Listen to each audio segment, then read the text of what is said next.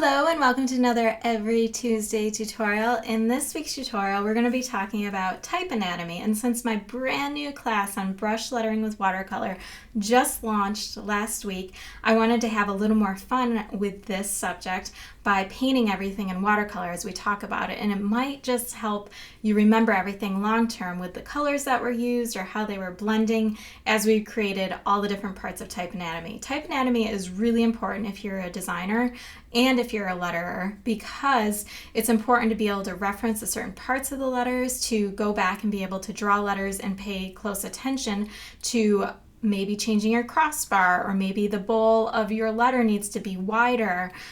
Maybe the arm is too short. Whenever you're talking about your typography, it's important to use the correct terms. It also helps others to regard you as a validated source of information when it comes to typography. So now that I'm going on about 9 years out of school, I can tell you the ones that are used very frequently when you're looking at lettering or typography, and ones that maybe you don't need to memorize quite as much. So this video focuses heavily just on the most important ones, or the ones that I've found in my career to be the most important to have some knowledge of. So this isn't going to be some crazy long video where we go over every single dissected piece of every single letter. We're just going to focus on the really important ones. So this is kind of a crash course in type anatomy. So the first thing I'm going to do is bring in my watercolor paper, and you can see I've got 4 lines on this sheet of paper.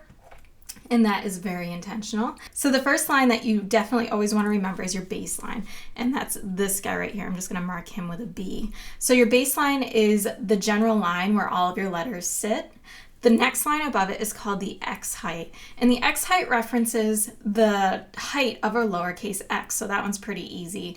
A lot of your letters will fall within the X height, and we're going to get into that in just a moment.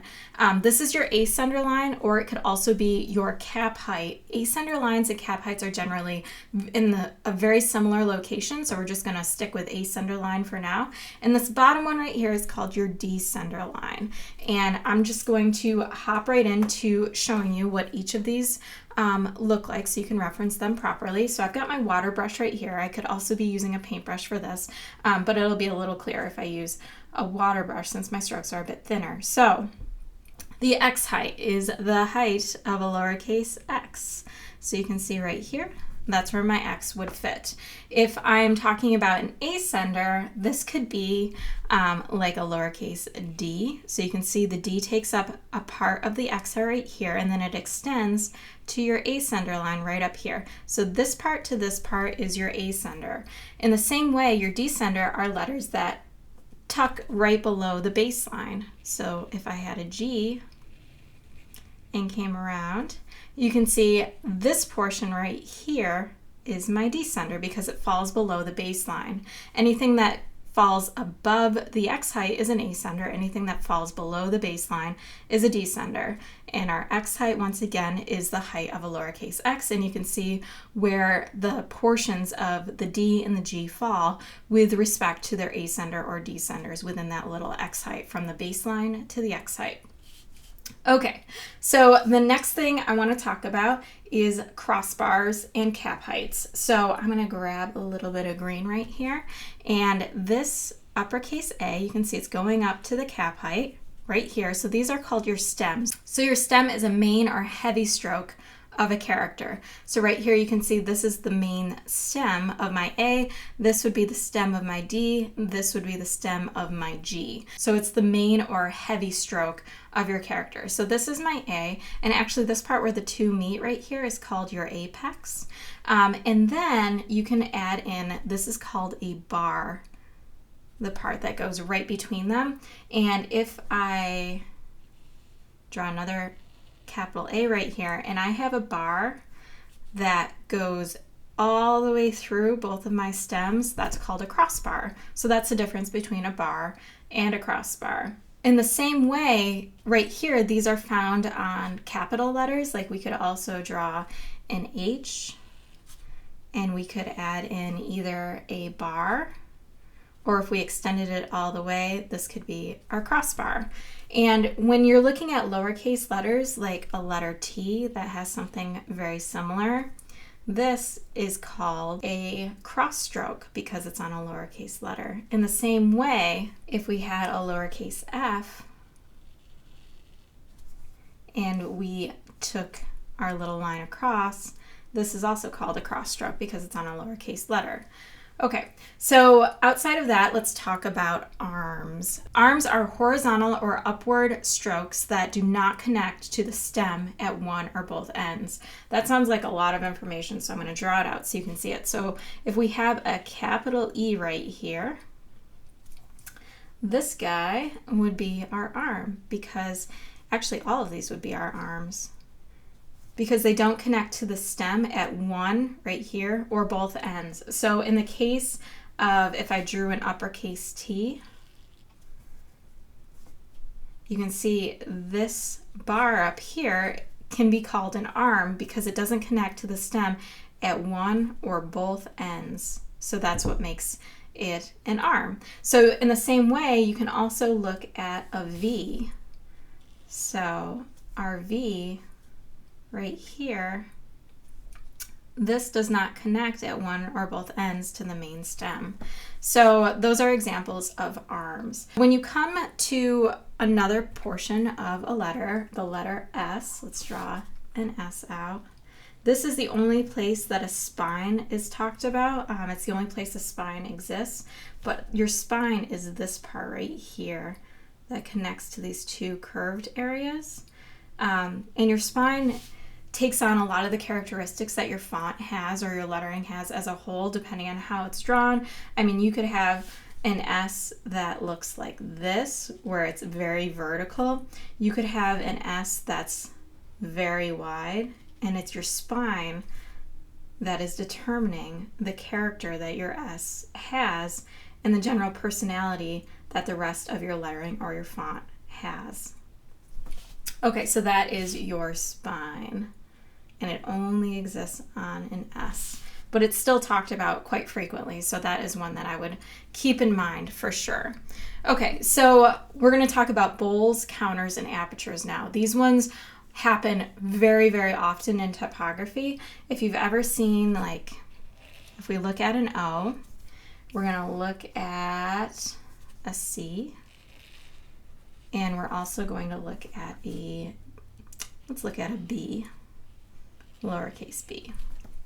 Okay, so your bowl is the actual stroke, the curved part of your letter. So let me make this pink so you can see it a little bit better. So this right here is your bowl. And when you have this general space that's inside of your bowl, I'm going to paint this in light pink right here. This part is called your counter or your aperture, and it's either the closed or somewhat open, semi-open negative space within a letter. So this is your counter or your aperture, they're interchangeable, and this is your counter or aperture. And the actual curved portion, so right here, let me grab another color. The actual curved portion of your letter is called your bowl. So that's the difference between a bowl, a counter, and an aperture. So the last thing that I want to talk about really quickly is ligatures. So ligatures are actually one of my favorite things ever because they're really, really fun to create and to kind of have fun with. A ligature is two or more letters that are joined together to become one. So if I have two T's together, it seemed kind of crazy for me to just go, here's a T, and here's a T, and then I've got this really weirdness happening right in between them where there's that space that seems really awkward. So what a ligature does is says, these are so close together, let's just say they're friends, they're gonna hang out together. And you can really have some fun. The same thing with, like, if you have two F's that are next to each other, you could do some decorative swirls together. The most common type of ligature that most people know about is the FI ligature, where you have your cross stroke of your F that comes down and completes the I. And this is called your terminal right here, this curved area on your lowercase letters. The terminal makes up the ball of your I. And actually, if your F had a little round decoration at the end of your terminal, this is called a ball terminal right there. and it can act like the dot on your eye as well. Not all Fs have a ball terminal, but it looks really beautiful when you make a ligature out of it.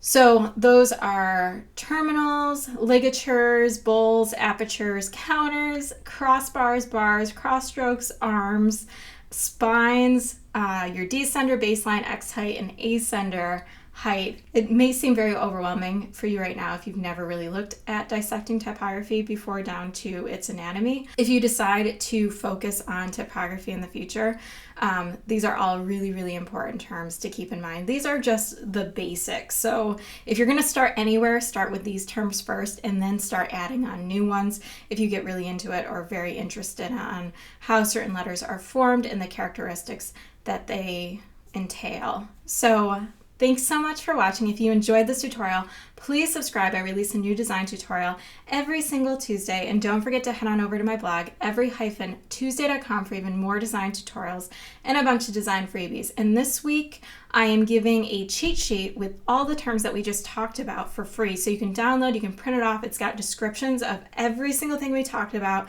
along with visual representations.